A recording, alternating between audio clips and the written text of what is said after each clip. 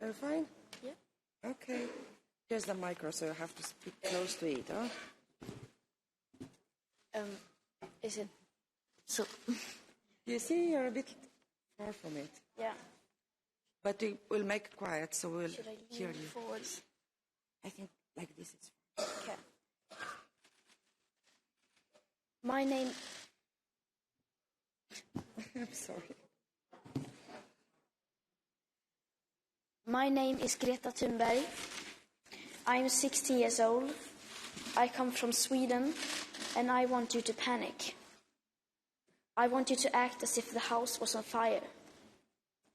I have said those words before, and a lot of people has explained why that is a bad idea. A great number of politicians have told me that panic never leads to anything good. And I agree. To panic unless you have to is a terrible idea.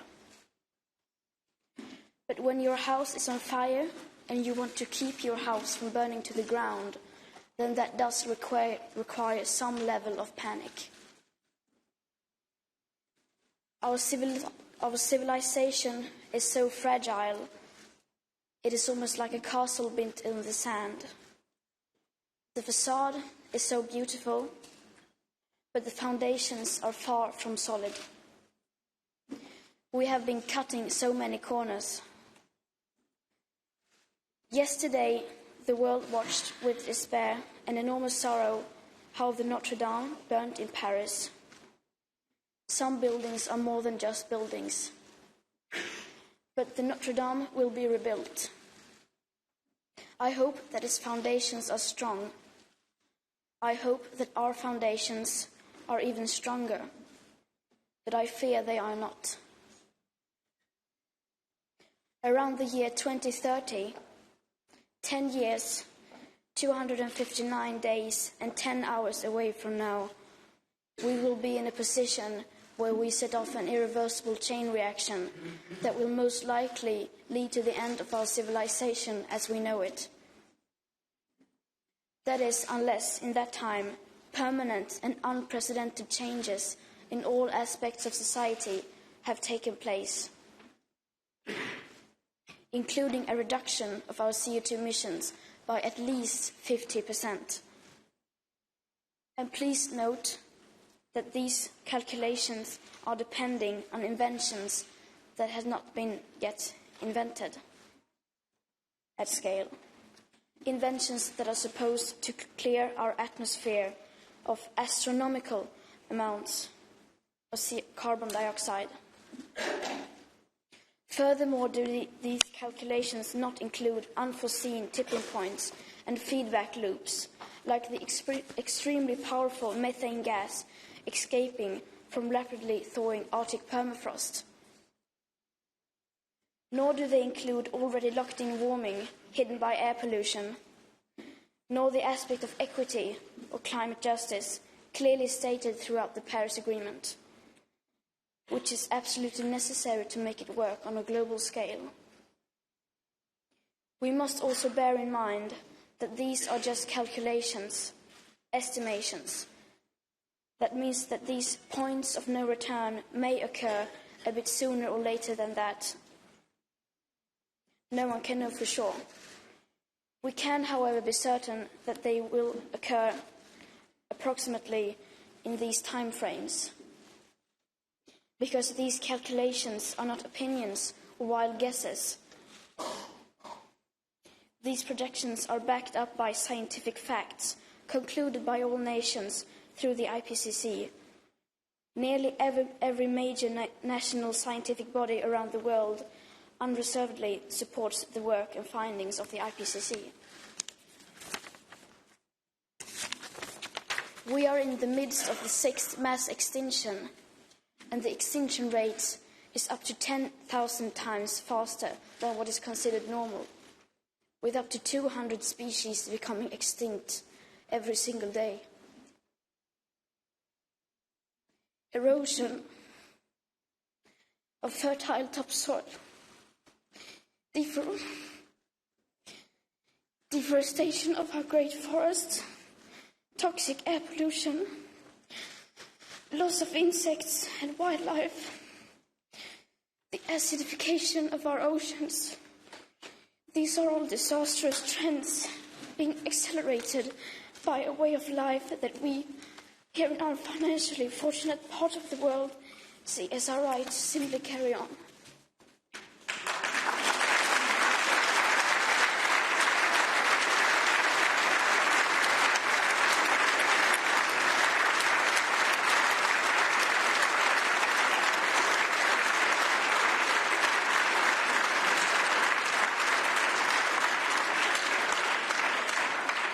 But hardly anyone knows about these catastrophes or understand how they are just the first few symptoms of climate ecological breakdown.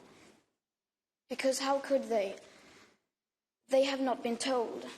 Or more importantly, they have not been told by the right people and in the right way. Our house is falling apart. And our leaders need to start acting accordingly, because at the moment they are not. If our house was falling apart, our leaders wouldn't go on like you do today.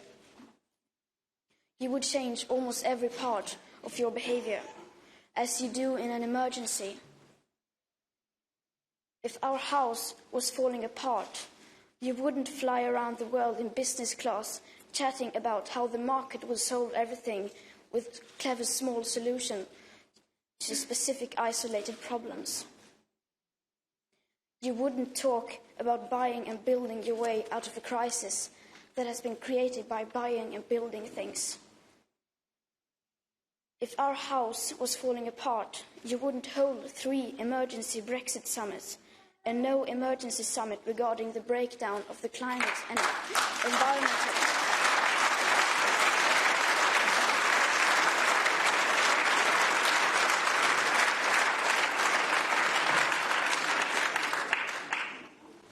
You wouldn't be arguing about phasing out coal in 15 or 11 years. If our house was falling apart, you wouldn't be celebrating that one single nation like Ireland may soon divest from fossil fuels.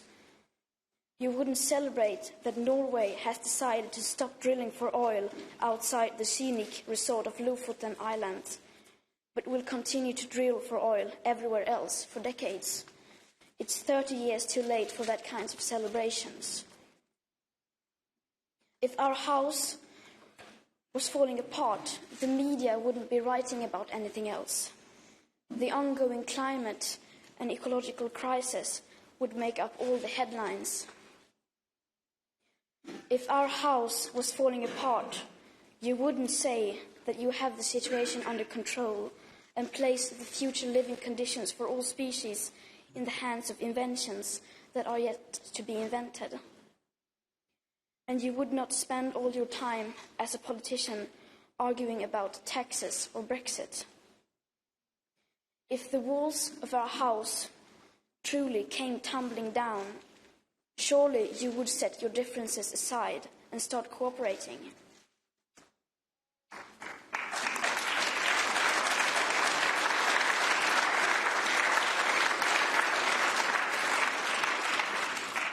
Well, our house is falling apart, and we are rapidly running out of time, and yet basically nothing is happening. Everyone and everything needs to change, so why waste precious time arguing about what and who needs to change first? Everyone and everything has to change, but the bigger your platform, the bigger your responsibility. The bigger your carbon footprint, the bigger your moral duty. When I tell politicians to act now, the most common answer is that they can't do anything drastic because that will be too unpopular among the voters. And they are right, of course, since most people are not even aware of why those changes are required. That is why I keep telling you to unite behind the science. Make the best available science at the heart of politics and democracy. The EU elections are coming up soon. And many of us who will be affected the most by this crisis, people like me, are not allowed to vote. Nor are we in a position to shape the decisions of business, politics, engineering, media, education, or science. Because the time it takes for us to educate ourselves to do that simply does no longer exist. And that is why millions of children are taking it to the streets, school striking for the climate to create attention for the climate crisis. You need to listen to us, we who cannot vote. You need to vote for us, for your children and grandchildren. What we are doing now can soon no longer be undone. In this election, you vote for the future living conditions for humankind. And though the politics needed do not exist today, some alternatives are certainly less worse than others. And I have read that some parties do not even want me standing here today because they so desperately do not want to talk about climate breakdown.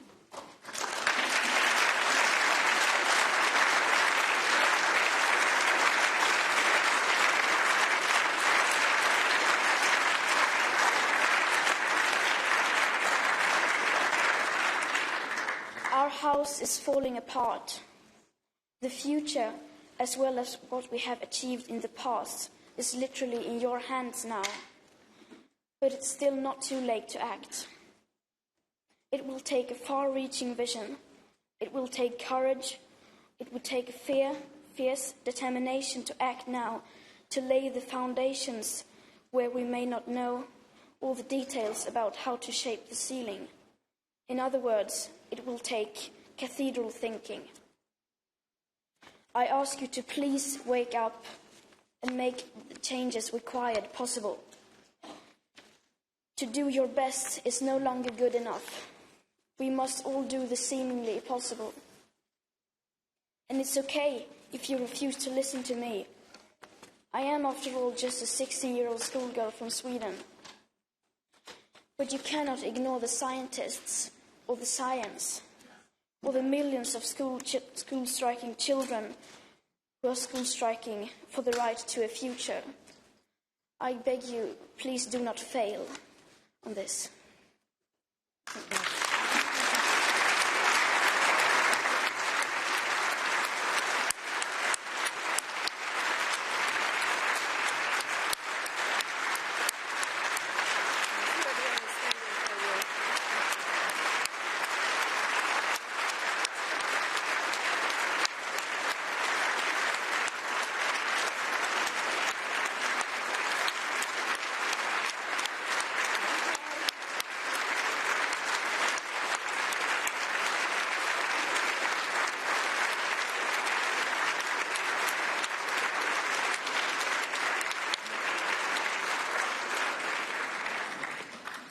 Thank you very much,